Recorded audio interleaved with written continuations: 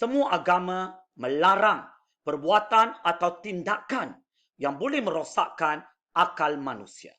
Salam sejahtera dan salam perkenalan kepada semua. Saya, Ramalingam Rajamanikam, daripada Fakulti Undang-Undang Universiti Kebangsaan Malaysia, akan membentangkan topik larangan penjualan alkohol pada hari tertentu, kedudukan undang-undang di Malaysia. Saban hari, kita didedahkan dan dilaporkan dengan pelbagai kes atau insiden yang melibatkan pemanduan mabuk yang mengakibatkan kecederaan dan juga bahaya kematian kepada orang lain. Namun fokus perbincangan saya agak berbeza dengan topik yang lazimnya kita dengar. Topik pembentangan saya lebih memfokuskan kepada larangan penjualan alkohol pada hari-hari tertentu seperti Hari Kebangsaan ataupun Hari Kemerdekaan Malaysia. Sejauh manakah Undang-Undang Malaysia melarang penjualan alkohol pada hari-hari yang dianggap mulia atau suci di negara Malaysia? Inilah persoalan yang akan dirungkai dalam pembentangan ini. Bagi tujuan ini, saya telah meneliti undang-undang di negara Malaysia dan juga sebagai perbandingan, saya meneliti undang-undang di negara India. Sebagai mukadimahnya, kita tahu alkohol boleh diklasifikasikan dengan pelbagai perkataan yang sama maksudnya seperti arak ataupun meminum minuman yang memabukkan. Perbuatan meminum alkohol sudah tentunya memberikan pelbagai jenis impak yang negatif kepada kesihatan seseorang individu. Bukan saja kepada individu tersebut, malahan impaknya boleh dirasa oleh pasangan dan juga ahli keluarga individu yang meminum alkohol tersebut. Perbuatan meminum alkohol juga menyebabkan pelbagai kesan buruk kepada masyarakat dan negara. Di samping boleh menjejaskan imej negara Malaysia sebagai negara Islam. Perlembagaan Persekutuan Negara telah mengangkat agama Islam sebagai agama rasmi persekutuan. Sebagai sebuah negara Islam, wajarkah kita membenarkan perbuatan meminum alkohol di merata tempat di negara Malaysia? Oleh itu, undang-undang tentang larangan dan kawalan alkohol amat penting dalam memastikan rakyat dan negara terpelihara. Dalam konteks ini, mari kita lihat apakah undang-undang yang ada dalam melarang penjualan alkohol pada hari-hari tertentu di negara Malaysia. Penelitian saya terhadap undang-undang di Malaysia mendapati bahawa di Malaysia tidak ada undang-undang khusus tentang larangan dan kawalan alkohol pada hari-hari tertentu. Malaysia mempunyai Pelan Tindakan Alkohol 2013 hingga 2020 yang menjadi dasar menyeluruh berkenaan dengan penggunaan alkohol dalam negara. Namun, pelan ini masih tidak mampu mengekang penjualan alkohol pada hari-hari tertentu di Malaysia kerana isu ini tidak disentuh ataupun dinyatakan dalam Pelan Tindakan ini.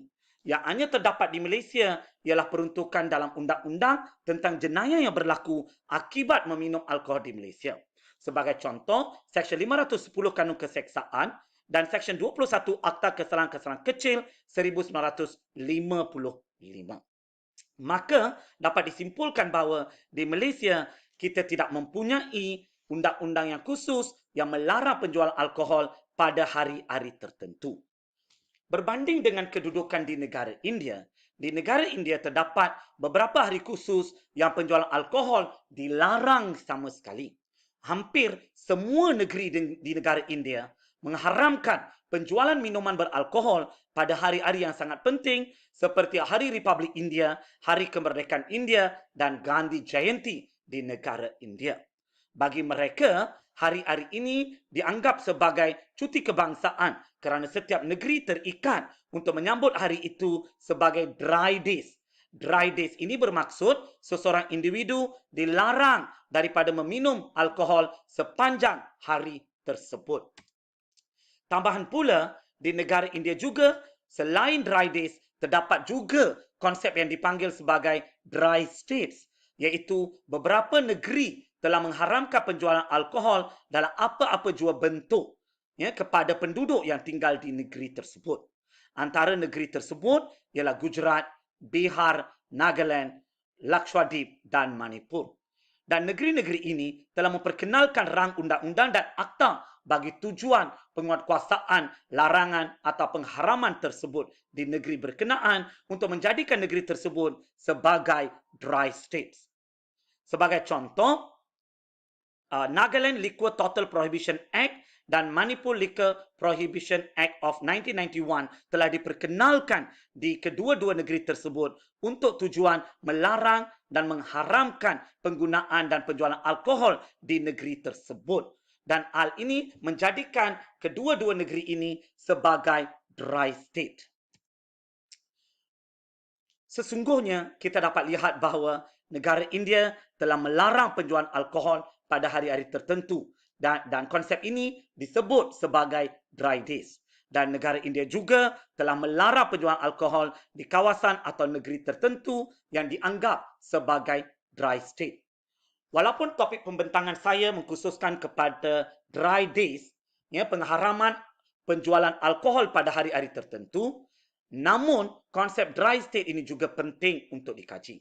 Kerana apabila ada negeri yang mengisytiharkan negerinya sebagai dry state, sekaligus larangan penjualan alkohol berlaku pada hari-hari tertentu di negeri berkenaan, maka dry state juga konsep yang berkaitan dengan dry days. Dan banyak juga negara lain di mimbar dunia yang mengamalkan konsep dry state atau dry areas, seperti Amerika Syarikat dan juga Singapura. Dan kita di negara Malaysia seharusnya kita mencontohi amalan terbaik di negara-negara lain dalam melarang dan mengawal penjualan dan penggunaan alkohol di negara ini.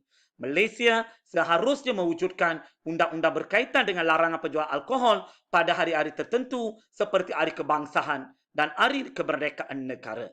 Hal ini merupakan suatu tanda pengiktirafan dan penghormatan di samping satu bentuk penghayatan pada hari-hari suci yang dianggap hari bersejarah dan juga dianggap hari mulia kepada negara Malaysia.